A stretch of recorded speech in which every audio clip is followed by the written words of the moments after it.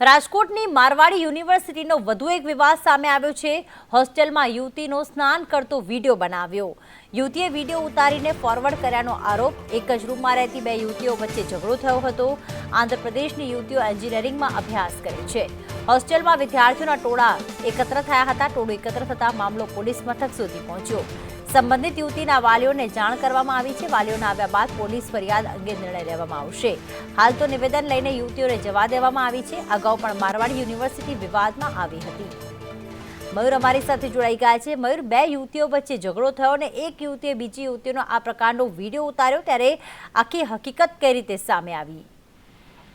પ્રીતિ, આંધ્રપ્રદેશની બે યુવતીઓ એક હોસ્ટેલના રૂમની અંદર રહેતી હતી, જેમાં એક યુવતીને શંકા ગઈ કે તે સ્નાન કરતી હતી। તેનો વિડીયો છે એ સાથી યુવતીએ પોતાના મોબાઈલની અંદર ઉતાર્યો છે ને ત્યારબાદ તેના ફ્રેન્ડ્સને તે ફોરવર્ડ કરીને મોકલ્યો છે। આ જ આશંકાના આધારે તેને પોતાની અન્ય સખીઓને વાત કરી હતી અને ત્યારબાદ મોટી બબાલ થઈ હતી। મોટા પ્રમાણની અંદર છાત્રોનું ટોળું ત્યાં એકત્ર થયું હતું ને મેનેજમેન્ટે તાત્કાલિક અસરથી પોલીસને જાણ કરી હતી। પોલીસે અને મેનેજમેન્ટના લોકોએ જે આરોપી યુવતી છે તેના મોબાઈલની તપાસ કરી હતી। જોકે પ્રાથમિક રૂપથી મોબાઈલમાં કોઈ વાંધાજનક કન્ટેન્ટ નહોતું મળ્યું, પરંતુ યુવતીનો આક્ષેપ હતો। ત્યારબાદ જે આરોપી યુવતી હતી તેને સાથી યુવતીઓએ દોલધપાટ પણ કરી હતી। આખો મામલો પોલીસે પહોંચતા હવે પોલીસે વાલીઓને જાણ કરી છે। મામલો સગીર યુવતીઓનો હોવાના કારણે હજુ સુધી કોઈ નામજોગ ફરિયાદ નથી નોંધાઈ। વાલીઓના આવ્યા બાદ ફરિયાદ અંગે નિર્ણય લેવામાં આવશે।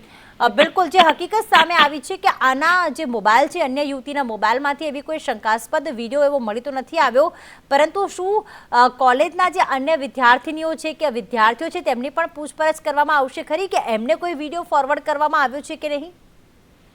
ચોક્કસ, જો ફરિયાદ દાખલ થશે તો ચોક્કસ જે આરોપી યુવતી છે તેનો મોબાઈલ છે તે FSL ની અંદર તપાસ માટે મોકલવામાં આવી શકે છે। સાથે જ તેના જેટલા પણ કોન્ટેક્ટ છે તેની ડિટેલ પણ પોલીસે લીધી છે અને અન્ય જે યુવતીઓ છે અથવા તો સાથી જે કોલેજના છાત્રો છે તેમની પણ પૂછપરછ અને નિવેદન નોંધવામાં આવે તેવી શક્યતાઓ અત્યારે જોવાઈ રહી છે। આભાર મયુર તમામ વિગતો માટે।